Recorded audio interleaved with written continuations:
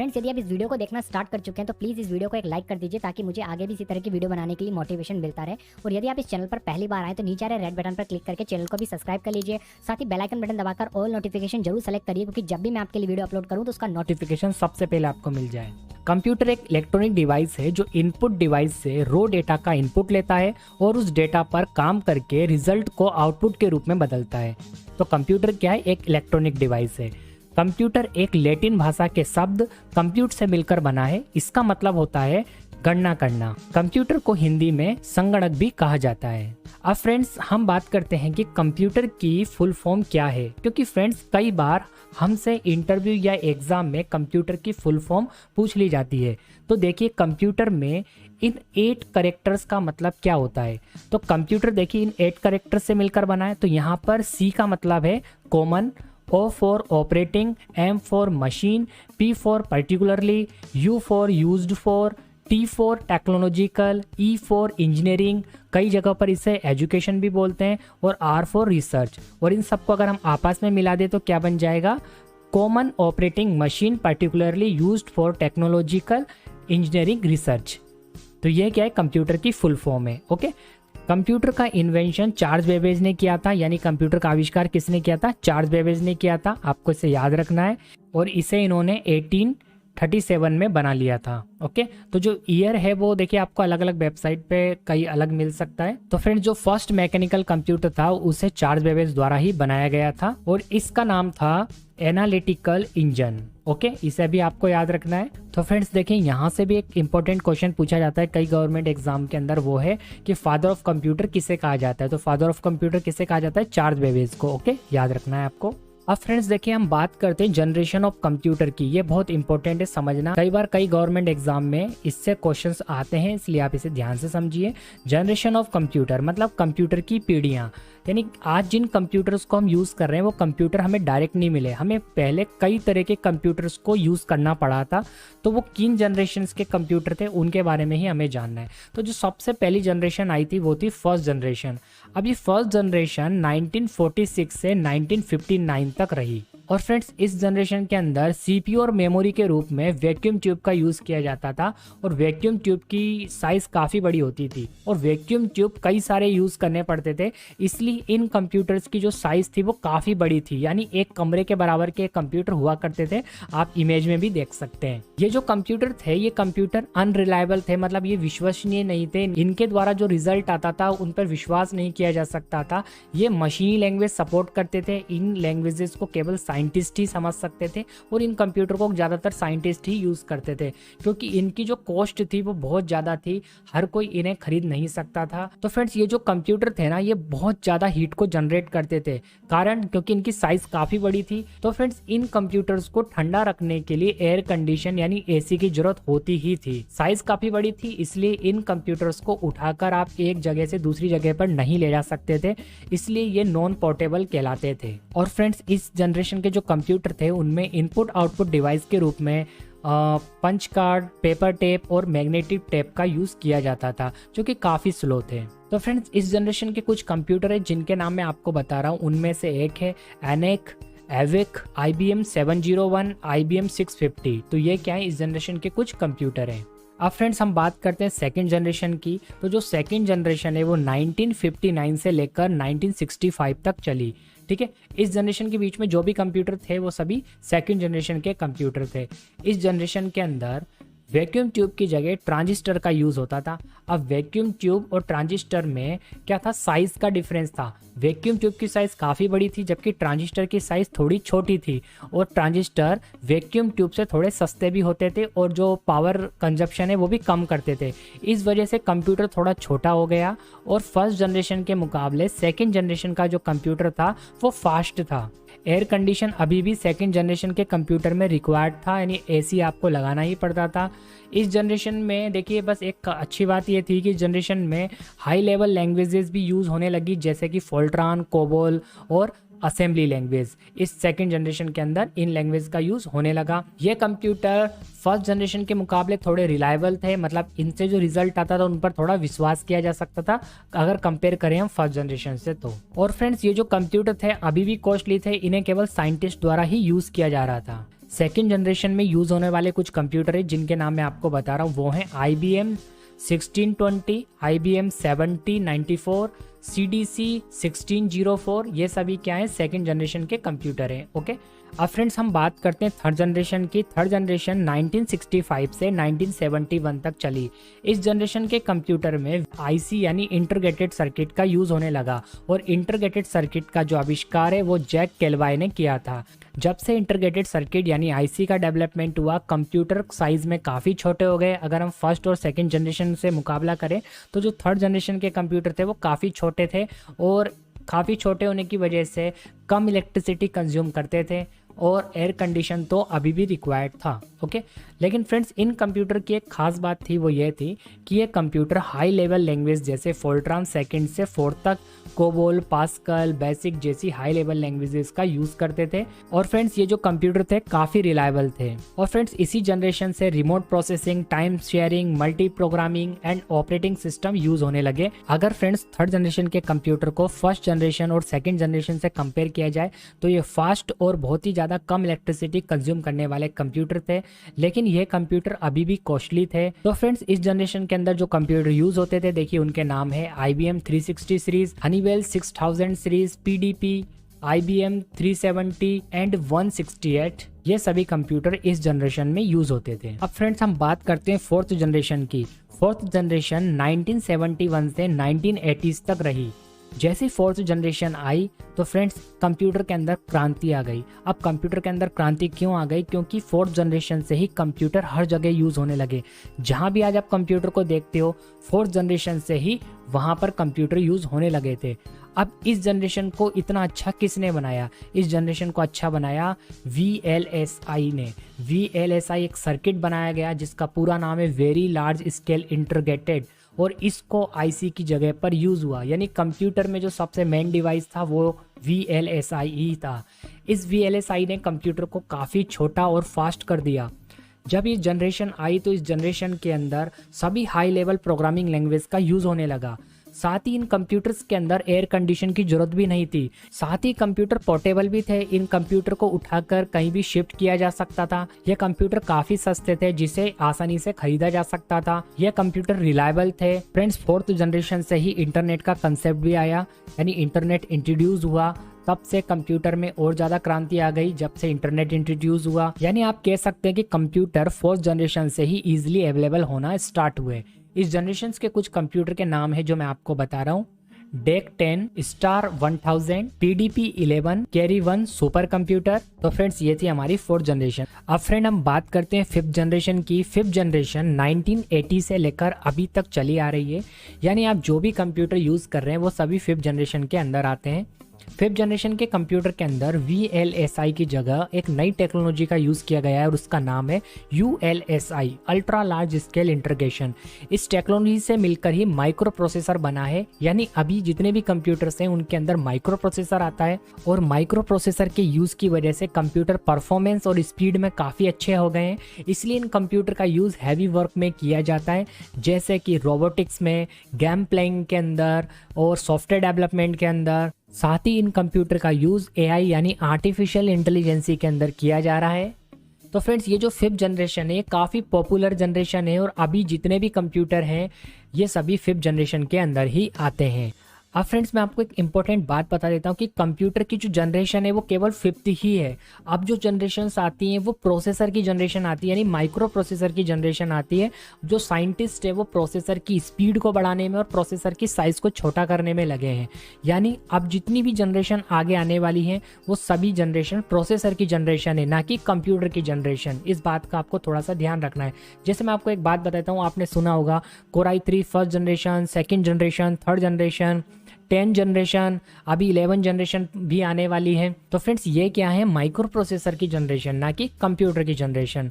क्योंकि अब कंप्यूटर तो छोटा कर लिया गया है, काफ़ी फास्ट कर लिया गया है। अब तो केवल प्रोसेसर की स्पीड को बढ़ाने पर ध्यान दिया जा रहा है। देखिए फ्रेंड्स ये जो डायग्राम मैंने आपके सामने बना रखा है यह है CPU का इंटरनल डायग्राम। मतलब कि सीपीयू कैसे इंटरनल प्रोसेस करता है उस चीज़ के लिए एक डायग्राम है। लेकिन इससे पहले हम ये जानते हैं कि सीपीयू क्या होता है। सीपीयू कंप्यूटर का एक सबसे इम्पोर्टेंट पार्ट होता है जिसका पूरा नाम है सेंट्रल प्रोसेसिंग यूनिट।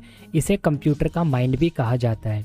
देखिए सीपीयू कंप्यूटर के अंदर माइक्रो प्रोसेसर को ही कहा जाता है। अब माइक्रो प्रोसेसर कंप्यूटर के अंदर अलग अलग कैपेसिटी और परफॉर्मेंस के हिसाब से आते हैं, जैसे Core i3, Core i5, Core i7, और इनके अंदर भी जनरेशन और इनके काम करने की स्पीड। तो माइक्रो प्रोसेसर के ऊपर डिटेल वीडियो मैं कभी अलग से बना दूंगा। तो अभी आप ये समझ लीजिए कि माइक्रो प्रोसेसर को ही हम सीपीयू कहते हैं, और आज हम माइक्रो प्रोसेसर के या सीपीयू के इंटरनल प्रोसेस के बारे में ही जानने वाले हैं कि कैसे सीपीयू काम करता है। यहाँ पर फ्रेंड्स सबसे पहले हम इनपुट डिवाइस के बारे में जानेंगे।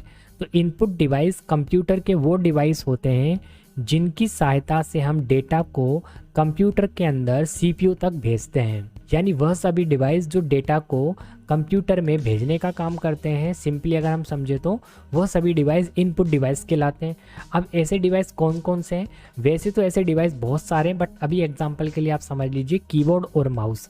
कीबोर्ड एक इनपुट डिवाइस है, माउस एक इनपुट डिवाइस है। क्यों है वो अभी मैं आपको समझाने वाला हूँ। अब हम बात करते हैं आउटपुट डिवाइस की। जैसा कि नाम से पता लग रहा है, ऐसे डिवाइस जिन पर क्या आता हो, रिजल्ट आता हो या आउटपुट आता हो, वो सभी डिवाइस कहलाते हैं आउटपुट डिवाइस। जिस डेटा पर कंट्रोल यूनिट प्रोसेस करता है और प्रोसेस करने के बाद रिजल्ट जनरेट करता है, तो कंट्रोल यूनिट रिजल्ट को आउटपुट डिवाइस पर ही भेजता है। तो ऐसे डिवाइस जो डेटा को रिजल्ट के रूप में शो करते हैं, वो सभी डिवाइस आउटपुट डिवाइस कहलाते हैं। ओके, आपको ऐसे समझना है। तो कौन से ऐसे डिवाइस है जो आउटपुट डिवाइस के अंदर आते हैं? सबसे पहले आता है मॉनिटर, फिर आता है प्रिंटर, स्पीकर, प्लॉटर, ये सभी क्या है? आउटपुट डिवाइस हैं। तो मॉनिटर आई थिंक आप जानते होंगे, अभी मैं आपको और डिटेल में समझाऊंगा। तो इनपुट डिवाइस और आउटपुट डिवाइस क्या होते हैं आपको समझ में आ गया। अब हम बात करते हैं कंट्रोल यूनिट की, यानी सीयू की। जैसा कि नाम से पता लग रहा है, कंट्रोल करने वाली यूनिट। इस यूनिट का काम होता है सभी डिवाइस पर कंट्रोल रखना, इनपुट से आने वाले डाटा को प्रोसेस करना, आउटपुट तक पहुंचाना, अर्थमेटिक लॉजिक यूनिट तक पहुंचाना। तो ये यूनिट क्या करती है? कंट्रोल करने का काम करती है। अब कैसे करती है, कैसे डेटा आउटपुट तक पहुंचता है, उसे देखिए मैं आपको डिटेल में समझाता हूँ। जैसा कि हमने डेफिनेशन में समझा था कि ऐसे डिवाइस जो कि डेटा को कंप्यूटर में भेजने का काम करते हैं, यानी सीपीयू तक पहुंचाने का काम करते हैं, वो सभी डिवाइस इनपुट डिवाइस कहलाते हैं। तो यहाँ पर देखिए क्या आता है? कीबोर्ड। तो यहाँ पर देखिए क्वेश्चन बनता है कि कीबोर्ड को इनपुट डिवाइस में क्यों रखा। अब जैसे मान लीजिए आपने कीबोर्ड से कुछ भी लिखा, जैसे आपने लिखा कंप्यूटर। ओके, अब कंप्यूटर जैसे आपने कीबोर्ड से टाइप करा, तो कीबोर्ड से यानी तार से होता हुआ ये डेटा कहाँ जाएगा? कंट्रोल यूनिट के पास जाएगा। यानी कीबोर्ड इनपुट डिवाइस में जुड़ा हुआ है और इनपुट डिवाइस इनडायरेक्टली सीपीयू से जुड़ा हुआ है, और सीपीयू, ये जो हम पूरा स्ट्रक्चर समझ रहे हैं, सीपीयू का ही इंटरनल स्ट्रक्चर है, यानी हम प्रोसेस को समझ रहे हैं एक्चुअल में, प्रोसेस कैसे सीपीयू काम करता है। तो कीबोर्ड से हमने जैसे कोई भी कैरेक्टर को प्रेस किया, तो जो डेटा है ना वो कहाँ गया है? कंट्रोल यूनिट के पास गया है, यानी अंदर गया है, कंप्यूटर के अंदर सीपीयू के पास। तो एक्चुअल में ये तो पूरा ही सीपीयू है, और सीपीयू के अंदर भी किस पार्ट के पास गया है? कंट्रोल यूनिट के पास गया है। इसलिए कीबोर्ड को इनपुट डिवाइस में रखा है, क्योंकि जब भी कीबोर्ड से कोई हम की को प्रेस करते हैं तो डेटा कहाँ जाता है? अंदर। अब यहाँ पर मैं बार बार एक वर्ड का यूज कर रहा हूँ, वो है डेटा। अब देखिए डेटा क्या होता है। देखिए data means collection of information, यानी कंप्यूटर में जो भी इंफॉर्मेशन है वो सभी क्या है? डेटा है। कंप्यूटर में आप कोई भी इंफॉर्मेशन पास करते हैं तो वो क्या होता है? डेटा होता है। या कंप्यूटर में जो भी स्टोर्ड फॉर्मेट में रॉ मटेरियल है वो भी क्या है? डेटा है। जैसे MP3, वीडियोस, गेम्स, वॉलपेपर, ये सभी क्या होता है? डेटा ही होता है। तो जब डेटा इनपुट डिवाइस से कंट्रोल यूनिट के पास जाता है, तो ऐसे सभी डिवाइस इनपुट डिवाइस में आते हैं जो कि डेटा को कंट्रोल यूनिट तक भेजने का काम करते हैं। तो उनमें से एक हमने अभी समझा कीबोर्ड, और कीबोर्ड को मेरे कहने से इनपुट डिवाइस में नहीं रखा, क्योंकि जब हम की को प्रेस करते हैं तो डेटा कहाँ जाता है? कंट्रोल यूनिट के पास जाता है, इसलिए कीबोर्ड एक इनपुट डिवाइस है। अब देखिए क्या होगा कि कंट्रोल यूनिट के पास जो भी आपने कीबोर्ड से एंटर करा वो कहाँ जाएगा? कंट्रोल यूनिट के पास हो जाएगा। अब कंट्रोल यूनिट क्या चेक करता है कि जो डेटा आया है उस पर क्या कोई इसे प्रोसेस करना है। तो इसने क्या देखा कि अभी आपने कंप्यूटर टाइप करा है, तो कंप्यूटर कैरेक्टर से मिलकर बना है, तो ये सीधे क्या करेगा? इसे यहाँ पर ट्रांसफर कर देगा, कहाँ पर? आउटपुट डिवाइस में। अब आउटपुट डिवाइस में क्या आता है? हमारा मॉनिटर। अब मॉनिटर पर क्या जाएगा? जो भी आपने कीबोर्ड से टाइप करा वो आपकी मॉनिटर की स्क्रीन पर आपको लिखा हुआ दिखाई दे जाएगा। ठीक है, तो आउटपुट डिवाइस में मॉनिटर क्यों आ रहा है, क्योंकि इस पर क्या आ रहा है, रिजल्ट आ रहा है। देखिए मॉनिटर से तो कुछ हम इनपुट नहीं कर रहे हैं ना, मॉनिटर पर क्या ले रहे हैं, हम आउटपुट ले रहे हैं। इसलिए मॉनिटर किस में आता है, आउटपुट डिवाइस में आता है। ओके, कीबोर्ड इनपुट डिवाइस में क्यों आया, क्योंकि हमने डेटा कहाँ भेजा है, अंदर, और अंदर कंट्रोल यूनिट ने चेक करा है कि जो डेटा है वो डेटा क्या उसे डायरेक्ट मॉनिटर पर ट्रांसफर कर देना चाहिए। तो जो करेक्टर से मिलकर बना हुआ डेटा है उसे डायरेक्ट कंट्रोल यूनिट ने आउटपुट डिवाइस यानी मॉनिटर पर ट्रांसफ़र कर दिया। अब मान लो आपने यहाँ पर देखिए इनपुट में माउस भी आता है, माउस से आपने क्या करा, कैलकुलेटर सॉफ्टवेयर जो है उसे ओपन करा। ओके, तो कैलकुलेटर आपने ओपन करा तो कंट्रोल यूनिट को पता लगेगा कि यूज़र क्या चाहता है, कैलकुलेटर यूज़ करना चाहता है। तो मॉनिटर पर क्या होगा, आपको कैलकुलेटर ऐसे ओपन दिखाई दे जाएगा, यानी ये रन मोड में आ जाएगा और आप यहाँ पर कोई भी कैलकुलेशन कर सकते हैं। अब कैलकुलेशन करने के लिए आपने कीबोर्ड से, देखिए मॉनिटर पर तो आउटपुट दिख रहा है, कंट्रोल यूनिट ने कैलकुलेटर वाले सॉफ्टवेयर को ओपन कर दिया।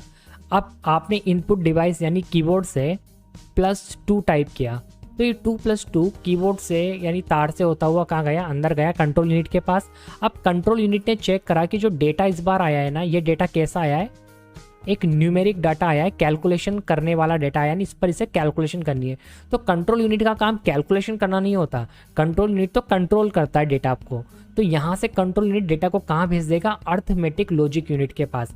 अब ये अर्थमेटिक लॉजिक यूनिट का काम क्या होता है, जो भी कैलकुलेशन वाला डेटा है ना उस पर काम करना। तो 2+2 को 4 में कौन बदलेगा, 2+2 को 4 में बदलेगा अर्थमेटिक लॉजिक यूनिट। तो इस यूनिट का काम होता है कैलकुलेशन करना, कोई भी न्यूमेरिक डाटा पर या कोई भी लॉजिकल डाटा पर काम करना। ये सब काम किसका होता है, अर्थमेटिक लॉजिक यूनिट का होता है। तो अब क्या होगा, जो डेटा है ना वो डेटा कंट्रोल यूनिट ने यानी 2+2 कहाँ भेज दिया, अर्थमेटिक लॉजिक यूनिट के पास भेज दिया। और अब अर्थमेटिक लॉजिक यूनिट ने इसे क्या करा, 4 में बदला, और 4 में बदलने के बाद इसे वापस कंट्रोल यूनिट को दिया, और कंट्रोल यूनिट ने इसे आउटपुट डिवाइस में यानी मॉनिटर पर जो कैलकुलेटर ओपन है ना उसमें यहाँ पर 4 आपको दिखाई दे जाएगा। लेकिन ये 4 किसने बदला था, अर्थमेटिक लॉजिक यूनिट ने कैलकुलेशन करने के बाद इसे 4 में बदला है। ओके फ्रेंड, तो कुछ इस तरह से इंटरनल प्रोसेस होती है, यानी कैलकुलेशन वाला सारा काम कौन संभालता है, अर्थमेटिक लॉजिक यूनिट। आपको यहाँ पर ध्यान रखना है, जॉब इंटरव्यू में या कॉम्पिटिटिव एग्जाम के अंदर ये पूछा जाता है कि अर्थमेटिक लॉजिक यूनिट का क्या काम होता है। तो इसका काम होता है कैलकुलेशन करना, ठीक है, लॉजिकल डेटा पर काम करना। जैसे लॉजिकल डाटा हो गया कि 2 <3 कि क्या 2 3 से ग्रेटर देन है, तो नहीं है। तो ये सब कौन चेक करेगा, अर्थमेटिक लॉजिक यूनिट। ये सब काम होता है अर्थमेटिक लॉजिक यूनिट का, ठीक है।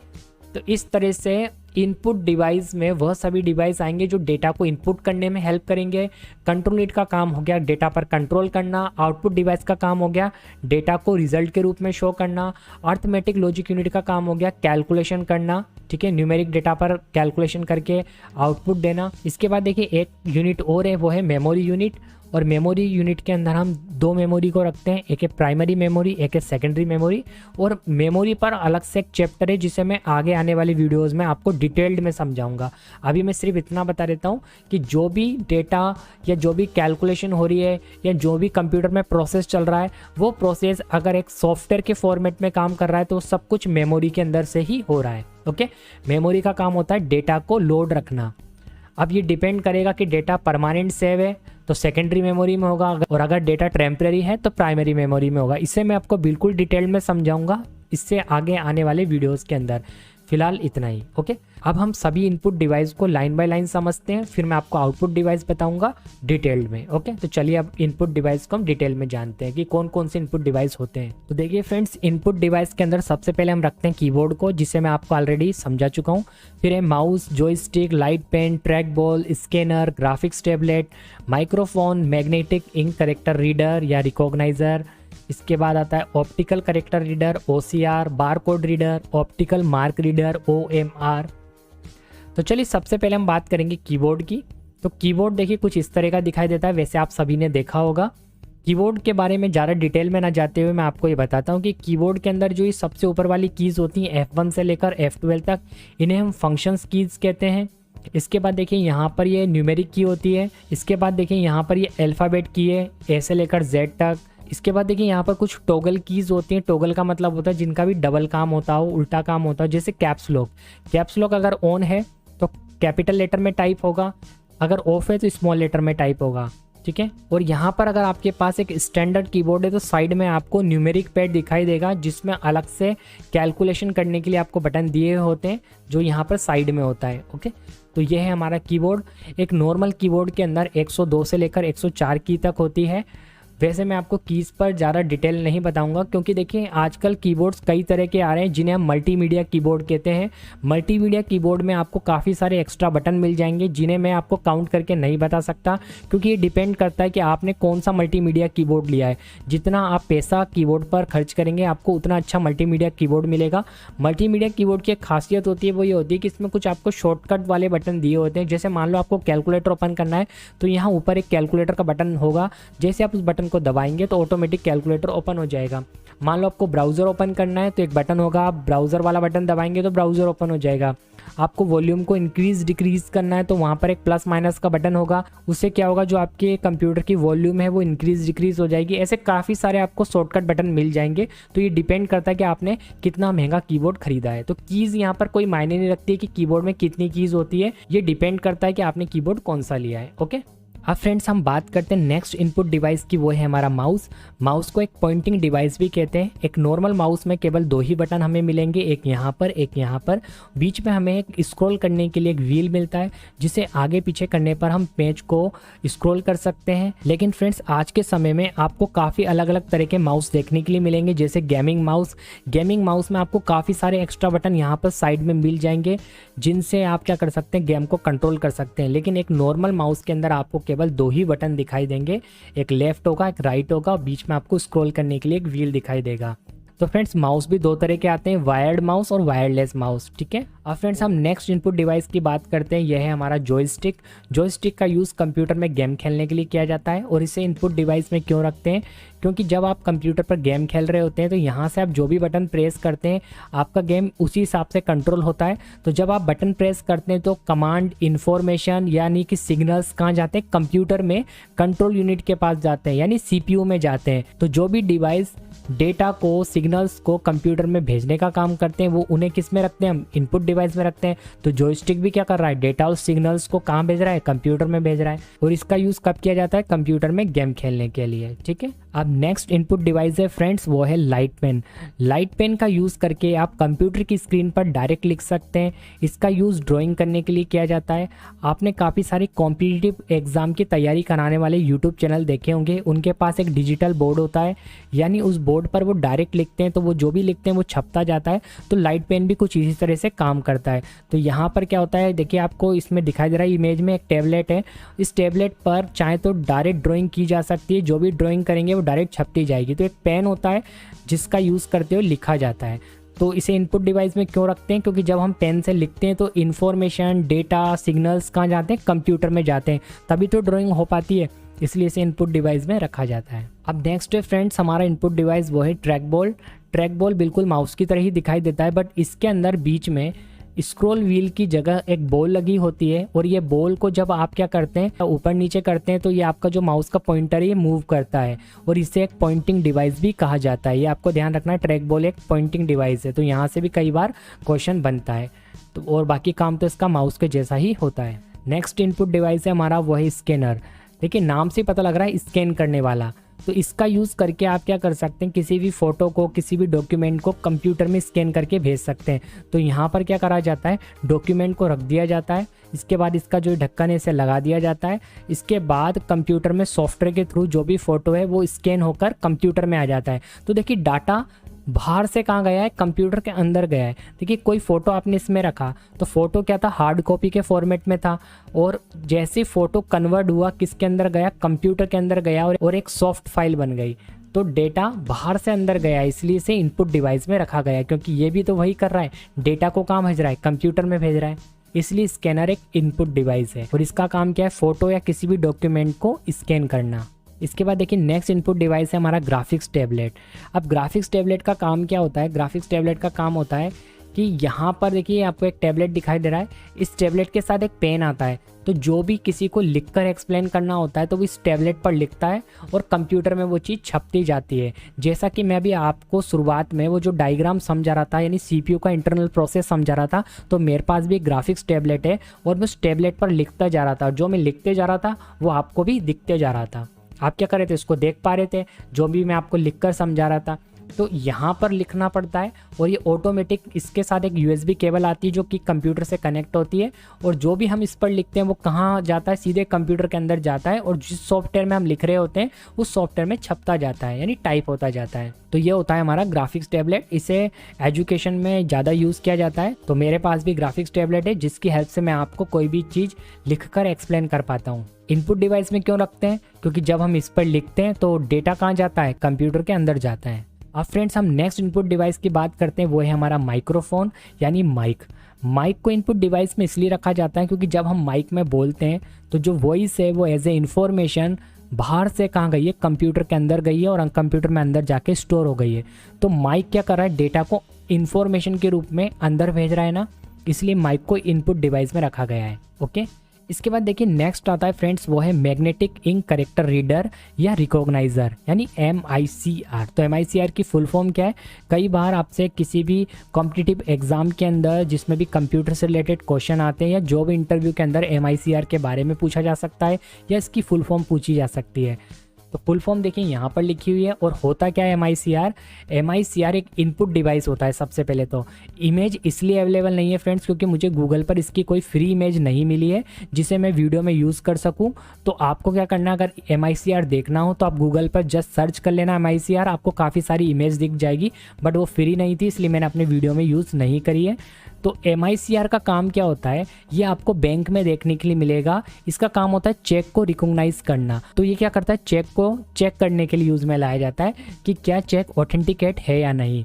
तो MICR आपको बैंक में देखने के लिए मिल जाएगा और इसका काम होता है चेक को वेरीफाई करना। और चेक को वेरिफिकेशन करने के लिए क्या करता है, कंप्यूटर के साथ कनेक्ट होता है और कंप्यूटर के साथ कनेक्ट होने के बाद चेक की इन्फॉर्मेशन को कहाँ भेजता है, कंप्यूटर में भेजता है और कंप्यूटर में मिलाकर चेक किया जाता है। तो चेक वेरीफाई हो जाता है। तो डेटा बाहर से कंप्यूटर के अंदर गया है, इसलिए MICR को इनपुट डिवाइस के अंदर रखते हैं। इसके बाद देखिए फ्रेंड्स नेक्स्ट इनपुट डिवाइस है हमारा ऑप्टिकल करेक्टर रीडर यानी OCR। तो OCR की भी इमेज अवेलेबल नहीं थी जो कि फ्री हो और जिसे मैं अपने इस वीडियो में यूज़ कर सकूं। अगर आपको OCR देखना हो तो आप गूगल पर सर्च कर लेना, आपको काफ़ी सारी इमेज मिल जाएगी, या आप अमेज़ोन पे भी सर्च कर सकते हैं OCR, वहाँ पर भी आपको OCR की इमेज मिल जाएगी। अब देखिए मैं आपको बताता हूँ कि OCR दो तरह के होते हैं। एक होता है छोटा पेन जैसा पेन होता है हमारा या मार्कर होता है, इस तरह का होता है, और एक OCR होता है प्रिंटर के जैसा। अब काम क्या होता है OCR का, देखिए प्रिंटर वाला अगर OCR है, मतलब प्रिंटर जैसा दिखने वाला अगर एक OCR है, तो उसके अंदर अगर आपने किसी बुक को रखकर स्कैन किया तो स्कैन करने के बाद उसमें जो भी लिखा हुआ है ना वो एक करेक्टर वाइज करेक्टर पूरा के पूरा कंप्यूटर में आ जाएगा और उसे एडिट किया जा सकता है। मतलब जो भी बुक में लिखा हुआ है बिल्कुल एज इट इज कंप्यूटर में चला जाएगा। और किस फॉर्मेट में जाएगा, टेक्स्ट के फॉर्मेट में, जिसे आप एडिट कर सकते हैं। तो कई बार क्या होता है पुरानी बुक्स से जिन्हें लिखा गया है उन्हें अगर टेक्स्ट में कन्वर्ट करना हो तो OCR की ज़रूरत पड़ती है। काफ़ी सारे गवर्नमेंट डिपार्टमेंट में लेटर को वापस से टेक्स्ट में बदलने के लिए OCR का यूज़ किया जाता है। फ्रेंड्स देखिए एक टाइप का OCR और आता है जो कि पेन जैसा या मार्कर जैसा दिखाई देता है। ये OCR अगर आप यूज़ कर रहे हैं तो आपको क्या करना पड़ेगा, बुक के अंदर एक एक लाइन के ऊपर OCR को फेरना पड़ेगा। तो एक एक लाइन कंप्यूटर के अंदर जाके टाइप होती जाएगी किसी सॉफ्टवेयर के अंदर। तो आपको लाइन बाय लाइन क्या करना पड़ेगा, जैसे मान लीजिए आपको क्या करना है, एक बुक है उसमें लिखा हुआ है ऑप्टिकल करेक्टर रीडर, तो आपको उसके ऊपर ऐसे फेर देना है। जैसे आप बुक के ऊपर अपना मार्कर जैसा OCR फेरेंगे तो जो भी उस बुक में लिखा हुआ है वो कहाँ चला जाएगा, कंप्यूटर के अंदर चला जाएगा और टेक्स्ट फॉर्मेट में बदल जाएगा। स्कैनर और OCR में अंतर है। स्कैनर क्या करता है, उसे वॉलपेपर फॉर्मेट में यानी पिक्चर फॉर्मेट में सेव करता है, किसको, फोटो को, या बुक में जो भी आपने लिखा हुआ है उसको फोटो फॉर्मेट में सेव करेगा और उसको एडिट नहीं किया जा सकता। लेकिन OCR क्या करेगा, उसे टेक्स्ट फॉर्मेट में सेव करेगा, तो जो भी बुक में लिखा हुआ है उसे एडिट कर सकते हैं। मान लीजिए कोई कॉम्पिटिटिव एग्जाम में आने वाली बुक है जिसके अंदर काफ़ी सारे ऑब्जेक्टिव क्वेश्चन है। अब उन ऑब्जेक्टिव क्वेश्चन में क्या करना है, एडिटिंग करनी है। अगर आपने स्कैनर से स्कैन किया तो वो फोटोकॉपी बन जाएगी, यानी उसको एडिट नहीं किया जा सकता। लेकिन अगर आपने उसको OCR से स्कैन किया तो उसके अंदर जो भी ऑब्जेक्टिव क्वेश्चन है उन्हें एडिट किया जा सकता है स्कैन करने के बाद, किससे, अगर आपने OCR से उन्हें रीड कराए तो। ओके, तो आपको समझ में गया OCR का काम क्या है। आप एक बार गूगल पर इसकी इमेज देखेंगे तो आपको समझ में आ जाएगा, चाहे तो आप अमेजोन पे भी देख सकते हैं। अब फ्रेंड्स देखिए, नेक्स्ट इनपुट डिवाइस है हमारा, वो है बारकोड रीडर। ये वाला इनपुट डिवाइस आप सभी ने शॉपिंग मॉल में देखा होगा। ये क्या करता है, प्रोडक्ट की बिलिंग करने के लिए यूज़ में लाया जाता है। तो अगर आपने शॉपिंग मॉल वगैरह या किसी ब्रांडेड शोरूम के अंदर शॉपिंग करी है तो आपको मालूम होगा कि वहाँ पर प्रोडक्ट के ऊपर एक बारकोड लिखा होता है और उस बारकोड के अंदर उस प्रोडक्ट की प्राइस छुपी होती है। तो इस मशीन से क्या करते हैं, उस कोड को रीड करते हैं और उस कोड पर जो भी प्राइस होती है वो ऐड होती जाती है। फाइनल जब लास्ट में सभी प्रोडक्ट के बारकोड को स्कैन कर लिया जाता है तो हमारे सामने बिल जनरेट होकर आ जाता है। तो इस तरह से बारकोड रीडर क्या करता है, टाइम को बचाता है। तो फ्रेंड्स बारकोड रीडर का यूज़ करके बिलिंग वगैरह का काम किया जाता है। अब देखिए फ्रेंड्स, नेक्स्ट इनपुट डिवाइस है हमारा ऑप्टिकल मार्क रीडर। अब ऑप्टिकल मार्क रीडर के अंदर एक मशीन आती है जिसका नाम है OMR मशीन। देखिए OMR मशीन का काम होता है OMR शीट को चेक करना। अब OMR शीट क्या होती है, अगर आपने कॉम्पिटिटिव एग्ज़ाम दिया हुआ है तो आपको मालूम होगा, कॉम्पिटिटिव एग्ज़ाम के अंदर आपको एक शीट मिलती है जिसे OMR शीट बोलते हैं। और उस शीट के अंदर आपको के नीचे जो आपको 4 सर्कल दिए गए हैं और जो भी सही आंसर है उसको आपको ब्लैक पेन से फिल करना होता है। अब ये OMR शीट OMR मशीन से चेक करी जाती है। अब OMR मशीन काम कैसे करती है, कैसे वो इस शीट को चेक करती है कि जो भी सही क्वेश्चंस हैं, जितने भी क्वेश्चन उस एग्ज़ाम में पूछे गए उनका जो भी सॉल्यूशन है उन्हें पहले ही किसी सॉफ्टवेयर में सोल्व करके रखा जाता है और उस सॉफ्टवेयर से OMR मशीन को कनेक्ट कर दिया जाता है। तो जब शीट को उस OMR मशीन पर रखा जाता है तो एक लेज़र लाइट निकलती है और वो जिस भी ब्लैक करे हुए सर्किल से टकराती है तो कंप्यूटर में जो सॉफ्टवेयर है उसमें जो भी सही आंसर है वो आपकी शीट से मैच होते हैं। तो जहाँ जहाँ पर लेज़र लाइट टकराती है वहाँ पर चेक कर लिया जाता है कि कौन सा क्वेश्चन सही है, और अगर वो मैच कर जाता है कंप्यूटर में जो भी सही सॉल्यूशन है तो क्वेश्चन का मार्क्स जुड़ जाता है, अदरवाइज माइनस मार्किंग में चला जाता है। ये सब काम किस में किया गया है, कंप्यूटर सॉफ्टवेयर के अंदर है। तो जैसे कि जेरोक्स मशीन काम करती है, अगर आपने जेरोक्स मशीन से जेरोक्स करी है तो आपने देखा होगा जहाँ भी लिखा होता है वहाँ पर लेज़र लाइट टकराती है, एक लेज़र लाइट निकलती है ना, आपने जेरोक्स मशीन में देखा होगा।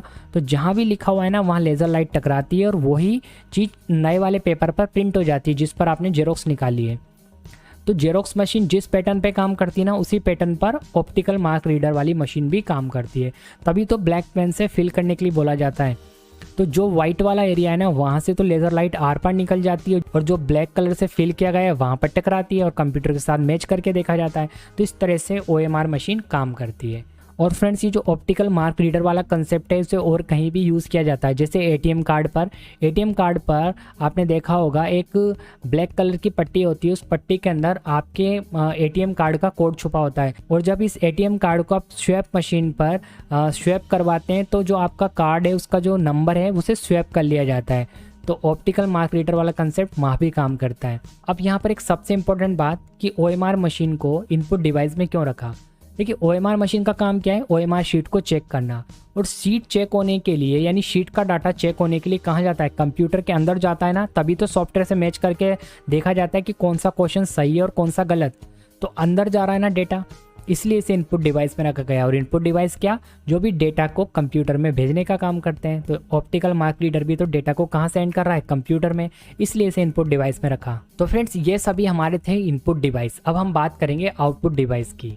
तो देखिए आउटपुट डिवाइस के अंदर सबसे पहले हम रखते हैं मॉनिटर को। अब फ्रेंड्स हम बात करते हैं मॉनिटर की। मॉनिटर एक आउटपुट डिवाइस है और मॉनिटर पर डेटा का क्या आता है, रिजल्ट आता है। डेटा रिजल्ट के रूप में प्राप्त होता है। मॉनिटर जनरली यहाँ पर 4 प्रकार के होते हैं। सबसे पहले टाइप के पुराने टाइप के मॉनिटर है वो है हमारे कैथोड रे ट्यूब यानी CRT मॉनिटर। CRT की फुल फॉर्म भी कई बार पूछी जाती है, तो यहाँ पर मैंने आपके लिए लिख दी है कैथोड रे ट्यूब। तो ये वाले जो मॉनिटर थे जो टीवी के जैसे दिखाई देते थे इन्हें CRT मॉनिटर कहा जाता था। इसके बाद देखिए फ्रेंड्स नेक्स्ट टाइप के मॉनिटर आए जिसका नाम है TFT यानी थिन फिल्म ट्रांजिस्टर। तो ये वाले मॉनिटर बिल्कुल फ्लैट होते थे, इलेक्ट्रिसिटी कम कंज्यूम करते थे। इसके बाद एक और टेक्नोलॉजी आई मॉनिटर में जो कि दिखने में तो ऐसी लगेगी TFT जैसी, बट उसका नाम है LCD लिक्विड क्रिस्टल डिस्प्ले। ये भी कम इलेक्ट्रिसिटी कंज्यूम करते थे और यहाँ पर जो पिक्चर की क्वालिटी थी वो काफ़ी इंप्रूव हो गई। इसके बाद देखिए अभी प्रेजेंट टाइम में मॉनिटर के अंदर एक लेटेस्ट टेक्नोलॉजी चल रही है जिसका नाम है LED light emitting diode. Light emitting diode वाले जो मॉनिटर हैं इलेक्ट्रिसिटी बहुत ही ज़्यादा कम कंज्यूम करते हैं और यहाँ पर पिक्चर की क्वालिटी काफ़ी इंप्रूव कर दी गई है। हाई रेजोल्यूशन में आपको यहाँ पर पिक्चर दिखाई देती है, कोई भी इमेज दिखाई देती है, और यहाँ पर पिक्सल की जो क्वालिटी है वो काफ़ी बढ़ा दी गई है। तो अभी प्रेजेंट टाइम की टेक्नोलॉजी है एलईडी। ओके, तो ये 4 तरह के मॉनिटर होते हैं और मॉनिटर को आउटपुट डिवाइस में रखा जाता है, आपको ये सब याद रखना है। अब फ्रेंड्स हम नेक्स्ट बात करते हैं प्रिंटर की। प्रिंटर एक आउटपुट डिवाइस है। अब प्रिंटर एक आउटपुट डिवाइस क्यों है, इस चीज़ को समझते हैं। मान लो आपने इनपुट डिवाइस से यानी माउस से एक फाइल को ओपन किया, कंट्रोल यूनिट ने मॉनिटर की स्क्रीन पर उस फाइल को ओपन करा हुआ दिखा दिया। अब आप क्या करें, फाइल मेन्यू में गए और आपने प्रिंट कमांड दिया, तो कंट्रोल यूनिट को पता चला कि यूज़र क्या चाहता है, प्रिंट निकालना चाहता है। तो उसने अब क्या करेगा, अब उसने प्रिंटर को एक्टिवेट करा, क्योंकि प्रिंटर एक आउटपुट डिवाइस है जिसका काम है प्रिंट निकालना। जो भी सॉफ्ट कॉपी डाटा कंप्यूटर में, उसे हार्ड कॉपी डाटा के रूप में पेपर पर प्रिंट कर देना। तो प्रिंटर एक आउटपुट डिवाइस है, क्योंकि जो भी रिजल्ट आ रहा है इस बार, अगर उस रिजल्ट को पेपर पर प्रिंट करना है तो मॉनिटर नहीं करेगा इस काम को प्रिंटर करेगा। इसलिए प्रिंटर एक आउटपुट डिवाइस है। ओके, तो प्रिंटर प्रिंट करने के लिए यूज़ में लाया जाता है। अब प्रिंटर भी अपने आप में एक चैप्टर है, जिसे मैं आपको आगे चल के किसी वीडियो में डिटेल में बताऊंगा, क्योंकि प्रिंटर के भी काफ़ी सारे टाइप्स होते हैं, जिसे मैं आपको आगे आने वाली वीडियोस में ज़रूर बताऊंगा। ओके, अब फ्रेंड्स नेक्स्ट आउटपुट डिवाइस है हमारा, वो है प्लॉटर। अब प्लॉटर का काम होता तो प्रिंटर जैसा ही प्रिंटर करना, बट ये क्या करता है, बड़े चित्र को प्रिंट करता है। प्रिंटर तो छोटे चित्र को प्रिंट कर सकता है, ये बड़े चित्र को प्रिंट करने के लिए यूज़ में लाया जाता है। तो कोई भी इमेजेस, वॉलपेपर अगर आपको प्रिंट करने, जैसे आपने देखेंगे होर्डिंग्स प्रिंट होते हैं प्रिंटिंग मशीन पर, फ्लैक्स, बैनर वगैरह प्रिंट होते हैं, या पोस्टर प्रिंट होते हैं, तो वो प्रिंटर से तो हो नहीं सकते, तो उन्हें प्रिंट करने के लिए प्लॉटर का यूज़ किया जाता है। तो जो प्रिंटिंग मशीन होती है वो प्लॉटर ही होती है। ये आप समझ सकते हैं कि एक तरह का प्रिंटर है, बट साइज़ में काफ़ी बड़ा होता है और काफ़ी बड़े लेवल पर प्रिंट कर सकता है। ठीक है, और ये आउटपुट डिवाइस क्यों है, क्योंकि ये भी तो क्या कर रहा है, जो भी कंप्यूटर में प्रिंट है उसे एज ए आउटपुट के रूप में एक बड़े पेपर पर प्रिंट कर रहा है। नेक्स्ट आउटपुट डिवाइस है हमारा स्पीकर और हेडफोन। स्पीकर आउटपुट डिवाइस क्यों है, क्योंकि देखिए कंप्यूटर में मान लो आपने कोई सॉन्ग को प्ले करा, तो उसकी इन्फॉर्मेशन, उसकी आवाज़ कहाँ आ रही है, बाहर आ रही है ना, यानी डेटा कंप्यूटर से कहाँ आ रहा है, बाहर की ओर आ रहा है। और ऐसे डिवाइस जो डेटा को रिजल्ट के रूप में शो करते हैं, यानी डेटा कहाँ आता है, रिजल्ट के रूप में बाहर आता है। तो जो इन्फॉर्मेशन है, जैसे आप अभी इस वीडियो के अंदर आवाज़ को सुन पा रहे हो, यानी इन्फॉर्मेशन सुन पा रहे हो, किसकी हेल्प से, स्पीकर की हेल्प से। तो स्पीकर क्या है, आउटपुट डिवाइस है। हेडफोन भी क्या है, आउटपुट डिवाइस है। ईयरफोन भी क्या है, आउटपुट डिवाइस है, क्योंकि उसके अंदर भी क्या होते हैं, स्पीकर ही होते हैं ना। अब नेक्स्ट आउटपुट डिवाइस है हमारा प्रोजेक्टर। अब प्रोजेक्टर आउटपुट डिवाइस क्यों है, क्योंकि इसे कंप्यूटर से कनेक्ट कर दिया जाता है और इसका काम क्या होता है, जो भी पिक्चर या इमेज है उसे बड़े रूप में प्रदर्शित करना। तो आपने प्रोजेक्टर वगैरह देखा होगा, और आउटपुट डिवाइस है एक हमारा। अब देखिए फ्रेंड्स, कुछ ऐसे डिवाइस है जिन्हें इनपुट और आउटपुट डिवाइस दोनों में रखा जाता है। उनमें से सबसे पहला आता है मॉडेम। देखिए मॉडेम आपने किसी साइबर कैफ़े में, या आपके पास हो सकता है आपके घर पर आपके पास मॉडेम हो, तो देखिए मॉडेम का काम क्या होता है, इंटरनेट को आपके कंप्यूटर तक पहुंचाना। तो जब ये इंटरनेट को आपके कंप्यूटर पे पहुंचा रहा है, तो क्या कर रहा है, इनपुट कर रहा है। और जब आप अपने कंप्यूटर से कुछ सेंड कर रहे हैं किसी दूसरे को, तो यही मॉडेम से होता हुआ आपका डेटा दूसरे के पास जाएगा। तो ये क्या करेगा, आउटपुट भी करता है। इसलिए इसे इनपुट और आउटपुट दोनों डिवाइस में रखा जाता है। ठीक है, तो USB वाला छोटा वाला मॉडेम भी आता है, जिसे डोंगल कहा जाता है। इसके बाद देखिए जो नेक्स्ट डिवाइस है जिसे इनपुट और आउटपुट दोनों में रखा जाता है, वो है टच स्क्रीन। अब टच स्क्रीन वाला अगर आपके पास एक लैपटॉप है, तो उसमें क्या होगा, आपके मॉनिटर पर, लैपटॉप का जो स्क्रीन है उस पर आप टच कर सकते हो। तो जब आप टच करोगे तो इनपुट हो रहा है, और उसी पर वापस क्या हो रहा है, रिजल्ट यानी आउटपुट आ रहा है। तो इसलिए उसे इनपुट और आउटपुट दोनों में रखा गया है। मोबाइल को भी इनपुट और आउटपुट दोनों में रखा गया है। स्मार्ट वॉच को भी इनपुट और आउटपुट दोनों में रखा गया है, क्योंकि इनपुट जब हम टच करते हैं तो इनपुट होता है, और वापस रिजल्ट भी किस पे आता है, उसी स्क्रीन पर आता है। इसलिए टच स्क्रीन को इनपुट और आउटपुट दोनों में रखा जाता है। ओके फ्रेंड, तो ये थे हमारे इनपुट डिवाइस, आउटपुट डिवाइस, और ये जो आज हमने डायग्राम समझा है, ये CPU के इंटरनल प्रोसेस का डायग्राम है। तो फ्रेंड्स देखिए, कंप्यूटर मेमोरी के बारे में जानने से पहले हमें पता होना चाहिए कि मेमोरी का मतलब क्या होता है। मेमोरी का मतलब होता है याद रखना। ओके, तो कंप्यूटर के अंदर भी देखिए मेमोरी का काम क्या होता है, याद रखने के लिए, यानी आप क्या याद रखने के लिए उसे हमें समझना है। तो यदि हम कंप्यूटर मेमोरी की बात करें, तो कंप्यूटर के अंदर वह इलेक्ट्रॉनिक एरिया जहाँ पर डेटा को स्टोर करके रखा जाता है, चाहे वो वर्किंग के लिए हो चाहे फ्यूचर यूज़ के लिए हो। तो कंप्यूटर के अंदर वह इलेक्ट्रॉनिक एरिया जहाँ पर डेटा को स्टोर करके रखा जाता है, क्या कहलाता है, मेमोरी कहलाता है। ओके, तो कंप्यूटर मेमोरी को हम यहाँ पर दो पार्ट में बांटते हैं। एक होती है हमारी प्राइमरी मेमोरी और एक होती है हमारी सेकेंडरी मेमोरी। ओके फ्रेंड्स, तो हम मेमोरी को कितने पार्ट्स में बांटते हैं? 2 पार्ट्स में बांटते हैं। पहला है प्राइमरी मेमोरी और दूसरा है सेकेंडरी मेमोरी। अब प्राइमरी मेमोरी को कंप्यूटर की मेन मेमोरी भी कहा जाता है और इसके अंदर हम 2 मेमोरी को रखते हैं, एक है हमारी रैम और एक है हमारी रोम। तो ये दोनों मेमोरी क्या है? प्राइमरी मेमोरी है। और अगर हम सेकेंडरी मेमोरी की बात करें तो सेकेंडरी मेमोरी में देखिए क्या क्या आता है। HDD यानी हार्ड डिस्क ड्राइव, उसके बाद आता है हमारा CD, DVD और देख लीजिए SSD सॉलिड स्टेट ड्राइव, और आता है हमारा USB मेमोरी स्टिक। तो ये सब क्या है? हमारी सेकेंडरी मेमोरीज़ है। सबसे पहले हम बात करेंगे प्राइमरी मेमोरी की। अब प्राइमरी मेमोरी, जैसा कि मैंने आपको बताया, कंप्यूटर की मेन मेमोरी होती है और इसके अंदर हम रैम और रोम को रखते हैं। अब रैम का देखिए पूरा नाम है रैंडम एक्सेस मेमोरी और रोम का जो पूरा नाम है वो है रीड ओनली मेमोरी। ओके, अब इन दोनों में मैं आपको कंपेयर भी करके बताऊंगा कि इन दोनों में क्या डिफरेंस है और दोनों का काम क्या है। ये तो हमें पता लग गया कि रैम और रोम क्या है, एक प्राइमरी मेमोरी है। अब अगर हम काम की बात करें कि दोनों मेमोरी का काम क्या है तो उसे हम डिफरेंस वाइज समझते हैं। अब अगर हम रैम की बात करें तो रैम का काम क्या होता है कि जो भी कंप्यूटर में आप सॉफ्टवेयर चला रहे हो, कंप्यूटर में जो भी रनिंग प्रोसेस चल रही है वो सब कहाँ से चल रही है? रैम से चल रही है। यानी अगर मैं अभी वीडियो रिकॉर्ड कर रहा हूँ तो वीडियो भी अगर रिकॉर्डिंग चल रही है मेरे लैपटॉप पर तो वो कहाँ से चल रही है? अभी रैम से चल रही है। तो सबसे पहले होता क्या है वो चीज़ समझिए।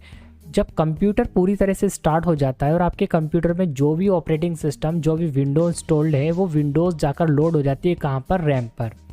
यानी आपका ऑपरेटिंग सिस्टम लोड हो गया तो आप जो भी सॉफ्टवेयर कंप्यूटर में चलाओगे वो सभी कहाँ से चल रहे होंगे? आपकी रैम मेमोरी से चल रहे होंगे।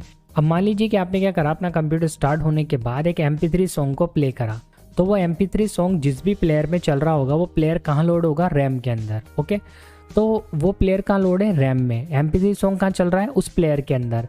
और अचानक क्या हुआ कि लाइट चली गई और आप डेस्कटॉप पर MP3 सॉन्ग को सुन रहे थे और वो डेस्कटॉप किसी भी UPS, किसी भी बैटरी से कनेक्ट नहीं था, यानी पूरी तरह से आपका कंप्यूटर बंद हो चुका है। मैं यहाँ पर लैपटॉप की बात नहीं कर रहा, लैपटॉप में बैटरीज होती है। ओके, तो लाइट जाने के बाद ऑटोमेटिक लैपटॉप बैटरी पे आता है और मान लीजिए बैटरी भी डेड है और अगर आप चार्जर से डायरेक्ट अपने लैपटॉप को चला रहे हैं तो लाइट जाने की कंडीशन में, यानी पावर कट होने की कंडीशन में, आपका लैपटॉप या डेस्कटॉप ऑटोमेटिक बंद हो जाएगा। तो होगा ये कि जो प्लेयर में आपका सॉन्ग चल रहा था ना वो प्लेयर भी रुक जाएगा। अब थोड़ी देर बाद जब लाइट वापस आएगी तो उस कंडीशन में आप क्या करोगे? अपने लैपटॉप को या डेस्कटॉप को दोबारा से स्टार्ट करते हो तो होगा ये कि आपको सॉन्ग दोबारा से प्ले करना पड़ेगा। आपने जहाँ तक उसको सुन लिया था ना वो वहाँ से स्टार्ट नहीं होगा। अब ऐसा क्यों होता है? नॉट ओनली सॉन्ग की अगर मैं बात करूँ, अगर आप कोई गेम प्ले कर रहे हैं तो अगर अचानक पावर कट हो जाता है, मैं यहाँ पर लैपटॉप्स की बात नहीं करूँगा, ठीक है, क्योंकि उसमें बैटरी होती है और अगर बैटरी नहीं है तो देखिए कंडीशन सेम डेस्कटॉप वाली बन जाती है। अगर डेस्कटॉप को आपने किसी UPS बैटरी से कनेक्ट नहीं कर रखा तो अगर आप गेम प्ले कर रहे हो और अचानक पावर कट हो गया ना तो आपको गेम दोबारा से स्टार्ट करना पड़ेगा। गेम आपने जहाँ तक छोड़ा था आपको वहाँ से नहीं मिलेगा, ठीक है।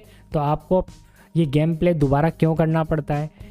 तो यही एग्जाम्पल हमें समझना है। ये काम इसलिए हो रहा है क्योंकि जो भी आप सॉफ्टवेयर चला रहे हैं, जो भी गेम चला रहे हैं वो सब कहाँ से चल रहा है? रैम से चल रहा है। मैंने आपको शुरुआत में बोला कि कंप्यूटर के अंदर रैम का काम क्या है कि जैसे ही आप सॉफ्टवेयर को स्टार्ट करते हैं या आपका जो ऑपरेटिंग सिस्टम है वो सबसे पहले जाकर लोड हो जाता है रैम के अंदर। उसके बाद आप जो भी सॉफ्टवेयर चलाते हैं ना वो सब कहाँ से चल रहा है? रैम से। अब गेम अगर आप खेल रहे हैं तो वो भी कहाँ पर लोड है? रैम में लोड है। अगर आप टाइपिंग कर रहे हैं तो वो भी रैम में लोड है। आप MP3 सॉन्ग सुन रहे हैं या आप कोई मूवी देख रहे हैं, वीडियो देख रहे हैं, अचानक पावर कट होता है तो रैम अपना काम करना बंद कर देती है और रैम अपना काम करना बंद करती है तो जो भी डेटा उसके अंदर है वो डिलीट हो जाता है, ऑटोमेटिक इरेज हो जाता है। इस वजह से रैम एक टेम्परेरी मेमोरी है। आपको इस बात को यहाँ पर नोट करना है कि रैम एक टेम्परेरी मेमोरी है। और रैम टेम्परेरी मेमोरी क्यों है मैंने आपको समझा दिया, क्योंकि इसमें डेटा तब तक ही स्टोर रहता है जब तक इसे कंटिन्यूसली इलेक्ट्रिसिटी मिल रही है। जैसे इलेक्ट्रिसिटी मिलना बंद होती है ये रैम भी काम करना बंद कर देती है और जो भी इसके अंदर लोड है वो सब इरेज हो जाता है। इसलिए रैम कैसी मेमोरी है? टेम्परेरी मेमोरी है। अब यहाँ पर रैम के लिए एक वर्ड और यूज़ होता है रैम एक वोलेटाइल मेमोरी है। वोलेटाइल मेमोरी भी इसीलिए है क्योंकि ये डेटा को परमानेंट स्टोर करके नहीं रख सकती। जब तक इसके अंदर इलेक्ट्रिसिटी है तब तक रैम के अंदर डेटा अवेलेबल रहेगा। जैसे इलेक्ट्रिसिटी कट हो जाएगी रैम भी अपना काम करना बंद कर देगी। इसलिए रैम को वोलेटाइल मेमोरी भी कहा जाता है। तो कई बार आपसे एग्जाम्स में, इंटरव्यू में पूछा जाता है कि रैम कैसी मेमोरी है, और ऑप्शंस में आपको दे दिया जाएगा वोलेटाइल, नॉन वोलेटाइल या कोई अदर ऑप्शंस भी। तो आपको याद रखना है कि रैम एक वोलेटाइल मेमोरी है और इसे टेम्परेरी मेमोरी भी कहते हैं। क्यों कहते हैं वो मैंने आपको ऑलरेडी समझा दिया। टेम्परेरी क्यों है वो भी आप समझ चुके हैं। अगर रैम एंड रोम में डिफरेंस देखें तो रोम क्या है, एक परमानेंट मेमोरी है। अब ये रोम परमानेंट मेमोरी क्यों है, तो उससे पहले हमें रोम का काम समझना पड़ेगा। रैम का काम तो हमें समझ में आ गया कि जो भी हम कंप्यूटर में चलाते हैं वो रैम में जाके लोड हो जाता है। वो भी कब तक, जब तक कंप्यूटर चालू है, कंप्यूटर वर्किंग मोड में है तब तक रैम काम कर रही है। जैसे कंप्यूटर को स्विच ऑफ करते हैं रैम भी अपना काम करना बंद कर देती है। ठीक है, पर रोम का काम क्या होता है, रोम एक परमानेंट मेमोरी है। रोम का काम है जैसे आप कंप्यूटर को स्टार्ट करते हैं तो एक बूटिंग की प्रोसेस चलती है। आपने देखी होगी थोड़ी देर आपका कंप्यूटर स्टार्ट होने में लेता है। भले ही आपने एसएसडी लगा रही है, आपका कंप्यूटर बहुत फास्ट स्टार्ट हो जाता है, लेकिन कुछ जो सेकंड्स आपका कंप्यूटर स्टार्ट होने में लेता है उस दौरान एक प्रोसेस होती है। इस प्रोसेस का नाम है बूटिंग की प्रोसेस, बूटिंग प्रोसेस। ओके, यानी कंप्यूटर बूट होता है। तो कंप्यूटर बूट होता है वो क्यों होता है, क्योंकि रोम के अंदर एक प्रोग्राम होता है जिसे मदरबोर्ड मैन्युफैक्चर के समय रोम के अंदर इंस्टॉल कर दिया गया है। और उस प्रोग्राम का काम क्या होता है, कंप्यूटर को स्टार्ट करना। तो आप नोटिस करना कि क्या आपको उस प्रोग्राम को रोज़ रोम में स्टोर करना पड़ता है खुद को, आपको तो नहीं करना पड़ता ना। आप तो सिर्फ कंप्यूटर को स्टार्ट करते हैं और कंप्यूटर अपने आप स्टार्ट हो जाता है। तो रोम के अंदर क्या हुआ है, एक प्रोग्राम पहले से इंस्टॉल कर दिया गया है। तो रोम कैसी मेमोरी हुई, परमानेंट मेमोरी हुई ना, क्योंकि हमें रोज़ कंप्यूटर चालू करने के लिए रोम के अंदर पहले प्रोग्राम नहीं डालना पड़ता, वो पहले से फीड है। जब आपने कंप्यूटर ख़रीदा है तो जो मैन्युफैक्चरर है जिसने कंप्यूटर को बनाया है, जिस भी कंपनी का कंप्यूटर है, उसने क्या करा है, रोम के अंदर पहले एक प्रोग्राम इंस्टॉल कर दिया है।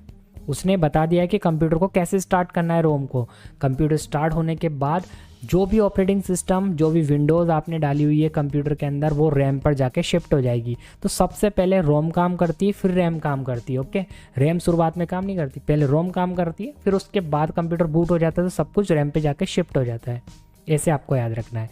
तो रोम एक परमानेंट मेमोरी है। क्यों? क्योंकि इसके अंदर एक पहले से प्रोग्राम स्टोर है जिसे हमें बदलना नहीं पड़ता है और ये सब परमानेंटली है, इसलिए रोम एक परमानेंट मेमोरी जबकि रैम एक टेम्परेरी मेमोरी, आपको याद रखना है। ओके, अब रोम को हम नॉन वोलेटाइल मेमोरी भी कहते हैं। नॉन वोलेटाइल का मतलब जिसे बदला नहीं जा सकता, जिसके अंदर चेंजेस पॉसिबल नहीं है, इसलिए रोम क्या है, एक नॉन वोलेटाइल मेमोरी है। अब अगर हम दूसरे डिफरेंस की बात करें रैम और रोम में, तो रैम के अंदर आप रीड एंड राइट दोनों तरह का काम कर सकते हैं। मतलब आप क्या कर सकते हैं, रीड भी कर सकते हैं और राइट भी कर सकते हैं। किसके अंदर बात कर रहा हूँ मैं, रैम के अंदर बात कर रहा हूँ। रीड एंड राइट दोनों तरह का काम हो सकता है। तो फ्रेंड्स मैं थोड़ा कम लिखूंगा और आपको समझाऊंगा ज़्यादा ताकि आपको अच्छे से समझ में आ सके। आप सुनने के बाद अपने नोट्स बनाना। ओके, जो अगर आप खुद से अपने नोट्स बनाएंगे तो काफ़ी अच्छे से आपको याद हो जाएगा, इसलिए आप बहुत ध्यान से ईयरफोन लगा के सुनना, आपको अच्छे से समझ में आएगा कि मैं क्या बोल रहा हूँ, क्योंकि मैं लिखूंगा थोड़ा कम। तो रैम के अंदर मैं आपको बता रहा था कि रैम के अंदर आप रीड एंड राइट दोनों तरह का काम कर सकते हैं, जबकि रोम में केवल क्या कर सकते हैं, रीड कर सकते हैं। इस बात को देखिए समझाता हूँ मैं आपको, मेरे कहने से नहीं होता ये, क्योंकि ये पहले से तय किया गया है जो मैं आपको बोल रहा हूँ। अब मैंने आपको क्या बोला, रैम के अंदर रीड एंड राइट दोनों तरह का काम किया जा सकता है। अब क्यों किया जा सकता है रीड एंड राइट, क्यों ये रीड एंड राइट टाइप की मेमोरी है, क्योंकि देखिए अभी आप जो स्क्रीन पर देख पा रहे हैं, इसे जब मैंने कंप्यूटर पर रिकॉर्ड करा होगा तो उस समय में इसे देख भी पा रहा हूँगा।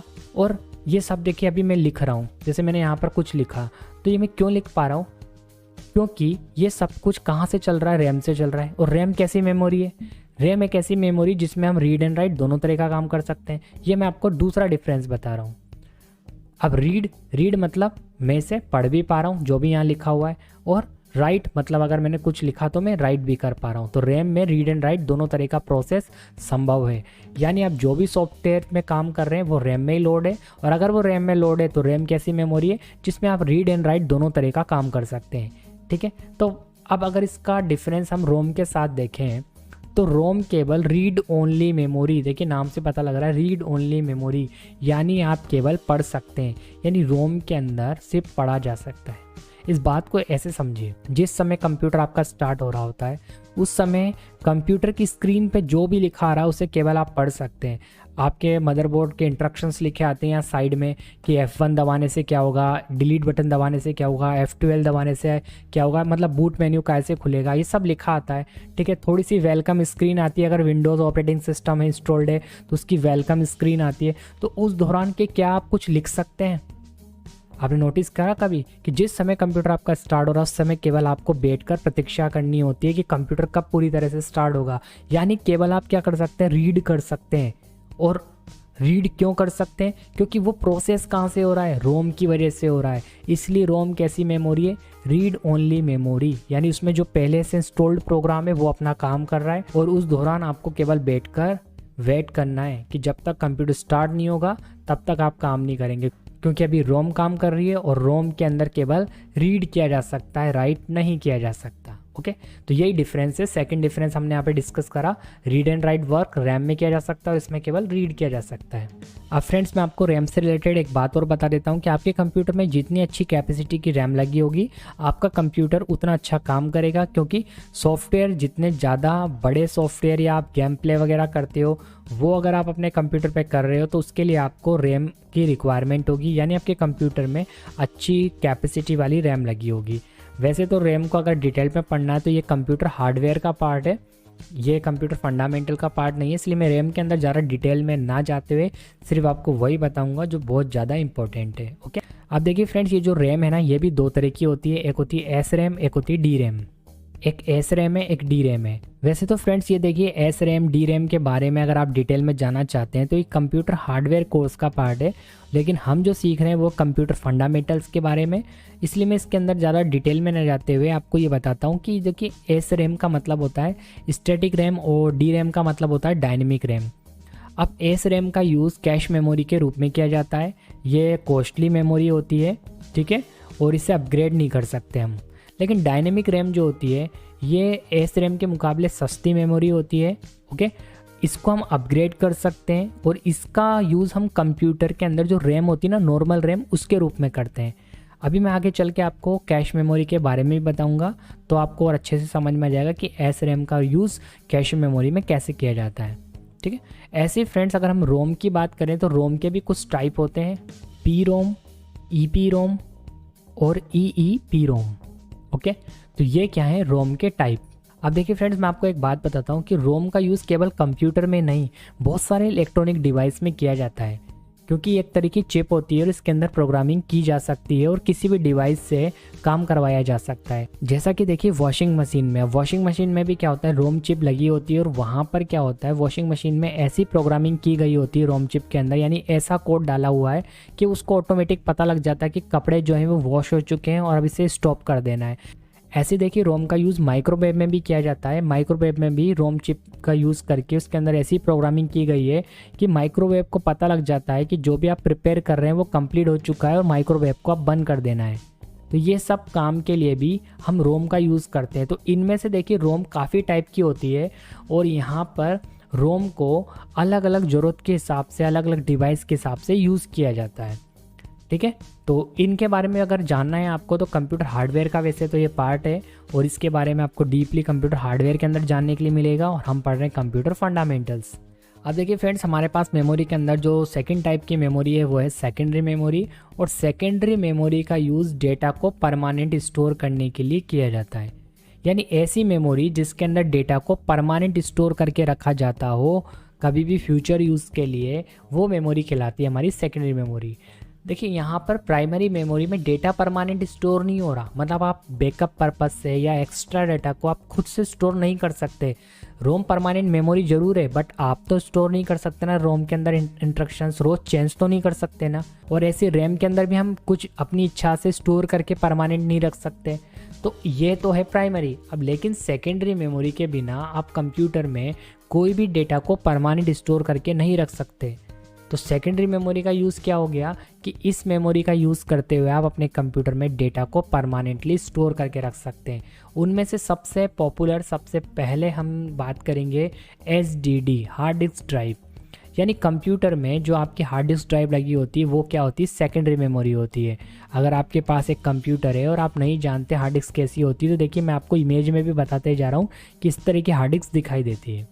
इस हार्ड डिस्क के अंदर एक प्लेटर होता है और एक हेड होता है, रीड एंड राइट हेड होता है, जिसकी हेल्प से हार्ड डिस्क के अंदर डेटा को रीड एंड राइट किया जाता है। डिटेल जानकारी के लिए आपको कंप्यूटर हार्डवेयर का कोर्स करना पड़ता है। अभी मैं आपको केवल इतना बता देता हूँ कि हार्ड डिस्क सेकेंडरी मेमोरी क्यों है, क्योंकि इसके अंदर आप क्या कर सकते हैं, डेटा को परमानेंट स्टोर करके रख सकते हैं। मतलब आप मूवीज़ रखिए, पिक्चर स्टोर करके रखिए। अब देखिए फ्रेंड्स, मैं आपको एक एग्जांपल देता हूँ कि अगर मैं अभी वीडियो को रिकॉर्ड कर रहा हूँ जिस समय, और अचानक लाइट चली जाती है यानी पावर कट हो जाता है, तो जिस भी सॉफ्टवेयर से मैं रिकॉर्डिंग कर रहा हूँ वो सॉफ्टवेयर भी कहाँ पर लोड है, रैम में लोड है, और अचानक पावर कट हो जाता है तो मुझे दोबारा से रिकॉर्डिंग करनी पड़ेगी, क्योंकि सॉफ्टवेयर काम करना बंद कर देगा, क्योंकि रैम ने काम करना बंद कर दिया है। लाइट दोबारा से आने पर मैं कंप्यूटर को स्टार्ट करूँगा, फिर से मुझे रिकॉर्डिंग करनी पड़ेगी। लेकिन रिकॉर्डिंग कंप्लीट होने के बाद तुरंत मैंने क्या करा, उस रिकॉर्डिंग को सेव कर दिया। तो जैसे हम रिकॉर्डिंग को सेव करते हैं तो अभी जो काम चल रहा है मान लो रैम पे चल रहा है, तो रिकॉर्डिंग सेव हो जाएगी कहाँ पर, हार्ड डिस्क के अंदर। ये क्या है, हार्ड डिस्क, HDD। तो यहाँ से रिकॉर्डिंग कहाँ चली गई, हमारी हार्ड डिस्क में। जैसे ही मैंने फाइल को सेव कर दिया रिकॉर्डिंग की, अब हार्ड डिस्क में जाने के बाद हार्ड डिस्क कैसी मेमोरी है, सेकेंडरी मेमोरी है, और डेटा परमानेंट स्टोर हो जाएगा, यानी रिकॉर्डिंग परमानेंट स्टोर हो जाएगी। अब भले ही पावर कट हो जाए, जैसी पावर दोबारा आता है तो मैं फाइल को कहाँ से एक्सेस कर लूँगा, हार्ड डिस्क में से।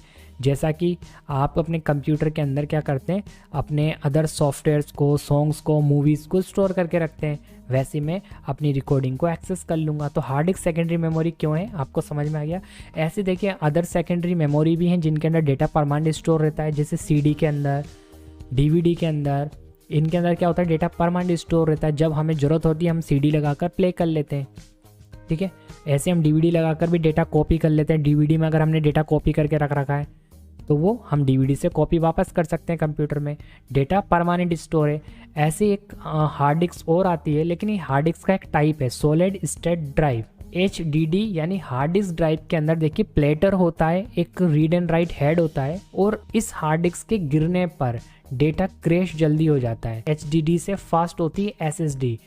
अगर कंप्यूटर में SSD लगी हुई है तो कंप्यूटर बहुत ही ज़्यादा फास्ट स्टार्ट हो जाता है। बट यहाँ पर एक सबसे मेन बात है, वो है कि SSD HDD से महंगी होती है, इसलिए इसे तभी यूज़ करा जाता है जब हमें कंप्यूटर को थोड़ा फास्ट बनाना हो, और किसी स्पेशल पर्पज़ से हम कंप्यूटर को ले रहे हैं तो हम HDD की जगह SSD का यूज़ करते हैं, क्योंकि ये कॉस्टली होती है। अब कॉस्टली तो है, बट फैसिलिटी क्या देती है, कंप्यूटर में जो भी आप सॉफ्टवेयर लोड करेंगे तो वो तुरंत हार्ड डिस्क से निकल कर रैम में आ जाएगा। यानी अगर वो HDD की जगह SSD है तो फटाफट से स्टार्ट होगा और रैम में लोड हो जाएगा, जबकि HDD में टाइम लगता है। तो अगर आप कोई गेम प्ले वगैरह करते हैं या कोई हैवी सॉफ्टवेयर में काम करते हैं तो आप अपने कंप्यूटर में SSD लगवा सकते हैं। आप अमेजोन पे जाकर सर्च करिएगा दोनों को, HDD को और SSD को, आपको प्राइस में डिफरेंस मिल जाएगा। आपको पता लग जाएगा कि दोनों में कितना डिफरेंस है। काम दोनों का एक ही है, डेटा को परमानेंट स्टोर रखना।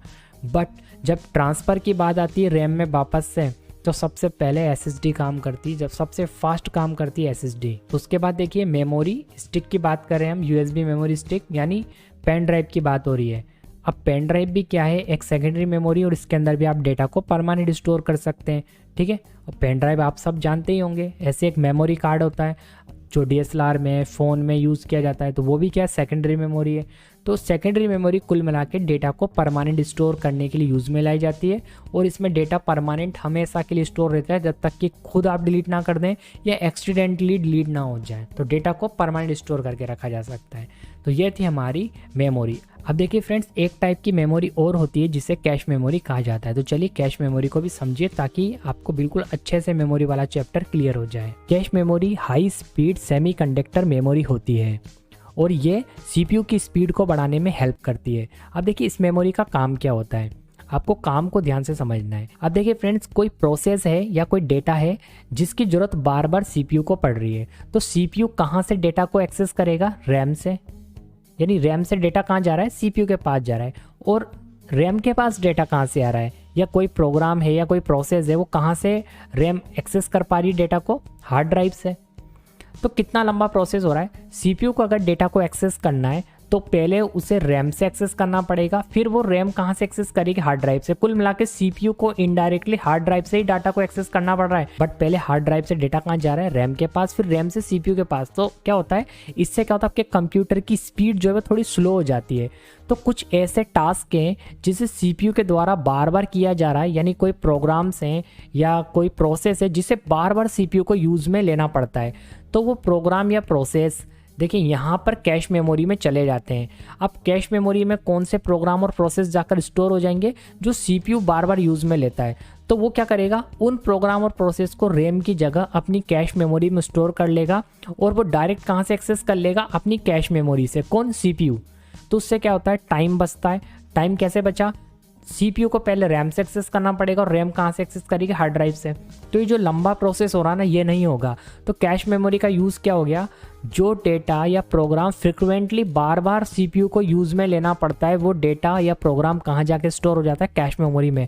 और कैश मेमोरी सीपीयू के अंदर ही होती है, तो वो फटाफट से एक्सेस कर लेता है। उससे क्या होता है, आपके कंप्यूटर की यानी आपके प्रोसेसर की स्पीड बढ़ जाती है, सीपीयू की स्पीड बढ़ जाती है और आपका कंप्यूटर फास्ट काम करने लगता है। तो इसलिए कैश मेमोरी जिस सीपीयू की यानी जिस माइक्रो प्रोसेसर की कैश मेमोरी ज़्यादा होगी वो कॉस्टली आएगा। अगर आप ये जानना चाहते हैं कि सीपीयू में किस तरह की कैश मेमोरी आती है, तो आपको क्या करना है, अमेज़ॉन पे जाकर अलग अलग टाइप के प्रोसेसर को सर्च करना है, जनरेशन वाइज सर्च करिए। जैसे Core i7 10 core processor, Core i9, जितना आप लेटेस्ट प्रोसेसर, जितना महंगा प्रोसेसर सर्च करेंगे अमेज़ॉन पर, तो आपको एक बात का पता लगेगा कि सीपीयू के महंगे होने के साथ साथ उसकी कैश मेमोरी ज़्यादा आती है। यानी जितनी ज़्यादा कैश मेमोरी आपका सीपीयू उतना फास्ट काम कर पाएगा। क्यों, क्योंकि जितनी ज़्यादा कैश मेमोरी होगी वो उतने ज़्यादा प्रोग्राम्स को, डेटा को कैश मेमोरी में स्टोर कर पाएगा और जल्दी जल्दी यूज़ कर पाएगा। उससे प्रोसेसर की स्पीड बढ़ जाएगी। तो जिस प्रोसेसर के साथ कैश मेमोरी ज़्यादा आती है वो प्रोसेसर कॉस्टली आते हैं। आप अमेज़ॉन पे सर्च करेंगे तो आपको ज़्यादा कैश मेमोरी वाले प्रोसेसर मिल जाएंगे। तो ये मेमोरी कॉस्टली होती है। तो मैंने आपको रैम के अंदर स्टैटिक रैम के बारे में बताया था। तो स्टैटिक रैम का यूज़ कैश मेमोरी के रूप में होता है, ये बात मैंने आपको समझा दिया था। तो कैश मेमोरी क्या होती है, एक तरह की स्टैटिक रैम होती है, इसलिए ये कॉस्टली होती है। ओके, और इसे अपग्रेड नहीं किया जा सकता क्योंकि ये सीपीयू के साथ होती है। तो फ्रेंड्स ये थी कैश मेमोरी और जिसका काम क्या है वो आपको मैंने समझा दिया है। ओके, अब फ्रेंड्स इसके नेक्स्ट वीडियो में मैं आपको मेमोरी यूनिट के बारे में बताऊंगा कि मेमोरी की सबसे छोटी यूनिट कौन सी है और सबसे बड़ी यूनिट कौन सी है। अब फ्रेंड्स अगर हम कंप्यूटर मेमोरी यूनिट्स की बात करें तो कंप्यूटर मेमोरी यूनिट्स के अंदर मेमोरी की सबसे छोटी यूनिट होती है बिट। यानी बिट को मेमोरी की सबसे छोटी यूनिट कहा गया है। एक बिट के अंदर या तो 0 आता है या 1 आता है, दोनों भी साथ नहीं आते हैं। तो यहाँ पर एग्जाम में एक क्वेश्चन बन के आता है, वो है कि मेमोरी की सबसे छोटी यूनिट कौन सी होती है। तो आपको याद रखना है मेमोरी की सबसे छोटी यूनिट होती है बिट। इसके बाद जब 4 बिट्स आपस में मिलते हैं तो क्या बनाते हैं, 1 निब्बल। ये भी आपको याद रखना है, यानी 1 निब्बल इक्वल टू 4 बिट्स। और इसके बाद जब 8 बिट्स या 2 निब्बल आपस में मिलते हैं तो क्या बनता है, 1 बाइट। यानी 1 बाइट इक्वल टू 8 बिट्स या 2 निब्बल, दोनों में से कुछ भी हो सकता है। इसके बाद अगर 1024 बाइट्स आपस में मिलते हैं तो क्या बनता है, 1 किलोबाइट। इसके बाद देखिए 1024 किलोबाइट यानी 1024 KB मिलकर क्या बनाते हैं, 1 मेगाबाइट यानी 1 MB। इसके बाद देखिए 1024 MB, 1024 MB इक्वल टू कितना होता है, 1 गीगाबाइट। यानी अगर आपके पास एक पेन ड्राइव है जो कि 1 GB का है तो उसके अंदर आप 1024 MB तक का डेटा स्टोर कर सकते हो, क्योंकि 1 GB इक्वल टू 1024 MB। इसके बाद आता है 1024 GB मिलकर क्या बनाते हैं, 1 टेराबाइट। यानी अगर आपके पास आपके कंप्यूटर में 1 TB की हार्ड डिस्क है तो उस हार्ड डिस्क के अंदर आप 1024 GB तक का डेटा को स्टोर कर सकते हो। क्यों, क्योंकि 1 TB इक्वल टू यानी 1 टेराबाइट इक्वल टू 1024 GB। अब अगर 1024 TB आपस में मिलते हैं तो क्या बनाते हैं, 1 PB यानी 1 पेटाबाइट। यानी 1 पेटाबाइट इक्वल टू 1024 टेराबाइट। इसके बाद यदि 1024 पेटाबाइट आपस में मिलते हैं तो क्या बनाते हैं, 1 एक्साबाइट। इसके बाद अगर 1024 एक्साबाइट आपस में मिलते हैं तो क्या बनाते हैं, 1 जेटाबाइट। इसके बाद अगर 1024 जेटाबाइट आपस में मिलते हैं तो क्या बनाते हैं, 1 योटाबाइट। और इसके बाद यदि 1024 योटाबाइट आपस में मिलते हैं तो क्या बनाते हैं, 1 ब्रोंटोबाइट। और इसके बाद अगर 1024 ब्रोंटोबाइट्स आपस में मिलते हैं तो क्या बनाते हैं, 1 जियोबाइट। यानी मेमोरी का सबसे बड़ा मेजरमेंट है ज़ीओप बाइट, सबसे छोटा बिट, सबसे बड़ा ज़ीओप। तो आपको ये याद रखना है। अब आपको इसे याद कैसे करना है, देखिए वो तरीका मैं आपको बताता हूँ। आप ये 3 तो याद कर लीजिए। उसके बाद देखिए 1024 याद करना है आपको, बस ये याद रखना है कि मेजरमेंट 1024। आपने 1 बाइट तक याद कर लिया। उसके बाद 1024 bytes equal to 1 KB, kilo byte short में याद करें KB, फिर फुल फॉर्म आपको अपने आप याद हो जाएगी किलो बाइट। यानी 1024 बाइट्स मिलकर क्या बनाते हैं 1 KB। फिर 1024 ये यहाँ से देखिए नीचे ले आइए, यहाँ से इसको नीचे ले आइए। 1024 KB 1 MB, फिर यहाँ से इसको नीचे ले आइए 1024 MB 1 GB, 1024 GB 1 TB, 1024 TB 1 PB, 1024 PB 1 EB और 1024 प्रिंटोबाइट 1 ज़ीओबाइट। फ्रेंड्स वैसे तो ज़्यादातर एग्जाम में ये यहाँ तक पेटाबाइट तक पूछ लिया जाता है। और फ्रेंड्स देखिए जो मेमोरी का मेजरमेंट है एक नॉर्मल कंप्यूटर के अंदर अभी तक टेराबाइट के अंदर ही यूज़ में आता है। इससे ऊपर की हार्ड डिस्क अभी अवेलेबल नहीं है एक नॉर्मल कंप्यूटर के लिए। अभी आपके कंप्यूटर में जो हार्ड डिस्क लगी होगी या तो GB में लगी होगी या TB में लगी होगी, उससे ऊपर की हार्ड डिस्क आपके कंप्यूटर में नहीं होगी और आपने सुनी भी नहीं होगी। लेकिन इससे ऊपर का मेजरमेंट होता है, यानी ये PB यानी petabyte, exabyte, zettabyte, yottabyte, brontobyte, geopbyte होता है। कैसे होता है वो चीज़ मैं आपको बताता हूँ। आपने गूगल सर्वर्स के बारे में सुना होगा, यानी आप गूगल को तो जानते ही हैं और यूट्यूब को तो आप बहुत ही अच्छे से जानते हैं क्योंकि अभी आप ये वीडियो यूट्यूब पर ही देख रहे हैं। अब यूट्यूब के बारे में आपको एक खास बात मालूम है कि यूट्यूब पर रोज़ लाखों वीडियो अपलोड होते हैं, जिनकी कोई काउंटिंग नहीं है। इतने वीडियो यूट्यूब पर डेली अपलोड हो रहे हैं। तो ये जो वीडियो हैं इनकी साइज़ तो होती है ना। अभी देखिए ये वीडियो है, अगर इसकी साइज़ बताऊँ मैं आपको तो ये करीबन 400-500 MB का एक वीडियो होगा। अब ऐसे वीडियो यूट्यूब पर एक दिन में यानी कितने अपलोड हुए होंगे। तो यूट्यूब पर इन वीडियो को स्टोर करके रखने के लिए कोई स्पेस तो होगी। अब क्योंकि यूट्यूब एक वेबसाइट है और एक वेबसाइट किसी ना किसी कंप्यूटर किसी ना किसी सर्वर से ही चल रही है। तो यूट्यूब का सर्वर यानी गूगल का डेटा सेंटर अगर आप देखना चाहते हैं तो आपको यूट्यूब पर जाकर सर्च करना है गूगल डेटा सेंटर। आप जब यूट्यूब पर जाकर सर्च करेंगे ना गूगल डेटा सेंटर तो आपको एक वीडियो मिलेगा, उस वीडियो को आप देखना। उस वीडियो में आपको यूट्यूब सर्वर दिखाया गया है। यूट्यूब सर्वर की साइज़ काफ़ी बड़ी है। कैलिफोर्निया के अंदर काफ़ी बड़े लार्ज एरिया में यूट्यूब सर्वर फैला हुआ है और उन सर्वर्स के अंदर बहुत सारी छोटी छोटी हार्ड डिस्क लगा रखी है उन्होंने। और जब आप बहुत सारी हार्ड डिस्क लगा देते हैं और जब बहुत सारी हार्ड डिस्क आपस में मिल जाती हैं तो एक बहुत बड़ी मेमोरी की मेजरमेंट बना लेती हैं, यानी बहुत बड़ी मेमोरी बन के निकल के आती है। अब वो हो सकता है कि योटाबाइट हो, ब्रोंटोबाइट हो, ज़ीओबाइट हो, वो मुझे नहीं मालूम कि यूट्यूब की अभी तक की मेमोरी कितनी है। टोटल मेमोरी मैंने काउंट नहीं करी, बट मैं आपको एक बात बता रहा हूँ कि एक normal hard disk YouTube server में लगी हुई है, लेकिन एक हार्ड डिस्क से वहाँ पर काम नहीं चलने वाला था, इसलिए वहाँ पर बहुत सारी हार्ड डिस्क को लगाया गया है और एक बहुत बड़ा सर्वर बनाया गया है क्योंकि इतना सारा डेटा स्टोर करना था। और ये जो हम वीडियोस वगैरह यूट्यूब पर अपलोड करते हैं तो ये स्टोर तो करना पड़ेंगे ना कहीं ना कहीं।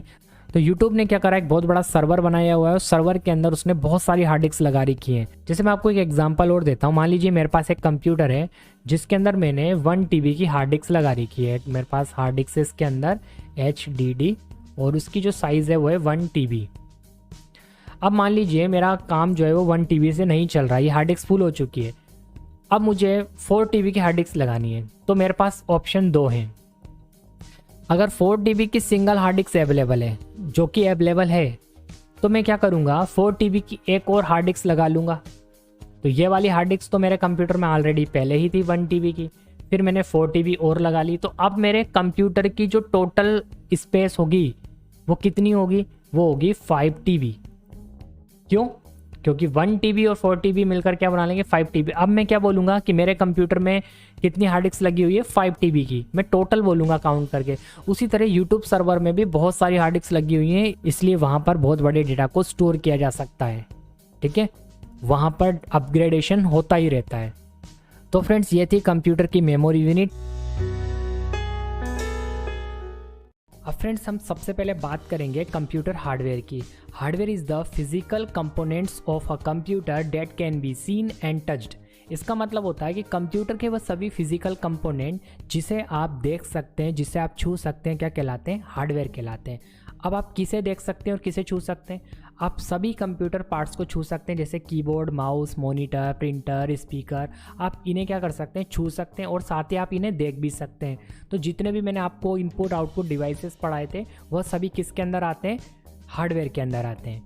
अब हम बात करते हैं सॉफ्टवेयर की। तो सॉफ्टवेयर की डेफिनेशन क्या होगी? Software is a set of programs that we can only see, can't touch. मतलब कंप्यूटर के वो प्रोग्राम्स जिसे हम केवल देख सकते हैं, छू नहीं सकते, तो वो क्या कहलाएंगे? सॉफ्टवेयर्स कहलाएंगे। अब देखिए फ्रेंड्स, जो सॉफ्टवेयर होते हैं वो 2 टाइप्स के होते हैं। एक होता है सिस्टम सॉफ्टवेयर, एक होता है एप्लीकेशन सॉफ्टवेयर। अगर हम सबसे पहले बात करें सिस्टम सॉफ्टवेयर की, तो सिस्टम सॉफ्टवेयर की डेफिनेशन होगी the system software is a design to operate and control computer. मतलब सिस्टम सॉफ्टवेयर को केवल डिज़ाइन किया गया है कंप्यूटर को ऑपरेट करने के लिए और कंप्यूटर को कंट्रोल करने के लिए। और ये जो सिस्टम सॉफ्टवेयर होते हैं कंप्यूटर के मेन सॉफ्टवेयर होते हैं। अगर आपके कंप्यूटर में सिस्टम सॉफ्टवेयर नहीं है तो आपका कंप्यूटर स्टार्ट ही नहीं होगा।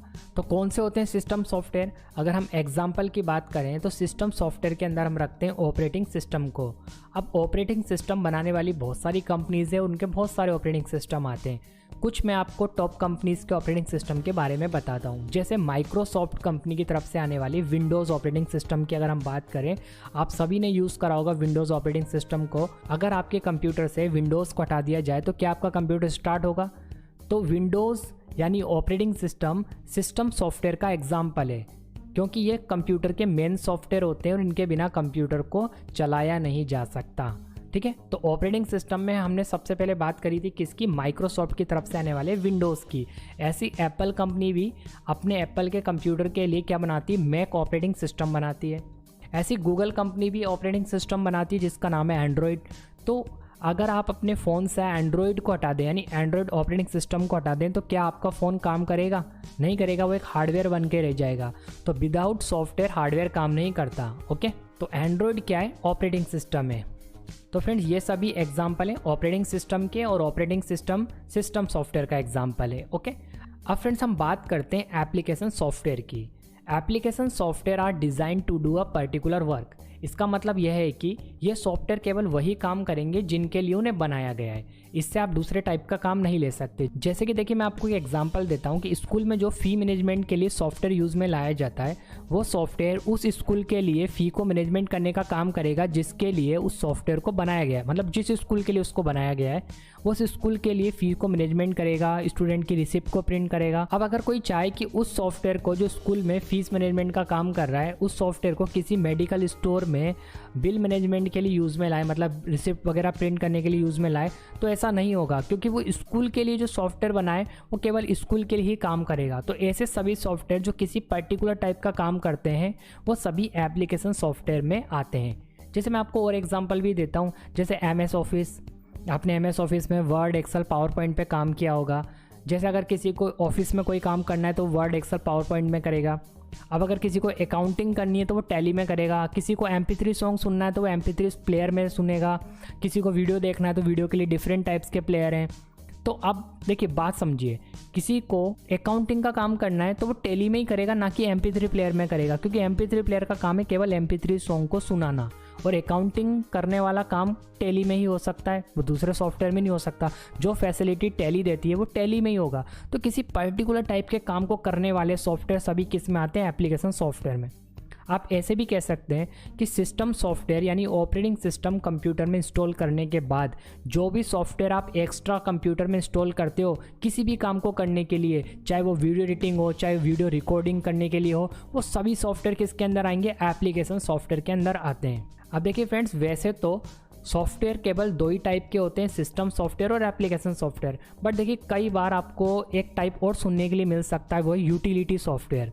तो यूटिलिटी भी एक सॉफ्टवेयर का टाइप है, बट वो एप्लीकेशन सॉफ्टवेयर में ही काउंट होता है। Okay, utility software. अब यूटिलिटी सॉफ्टवेयर कौन से होते हैं?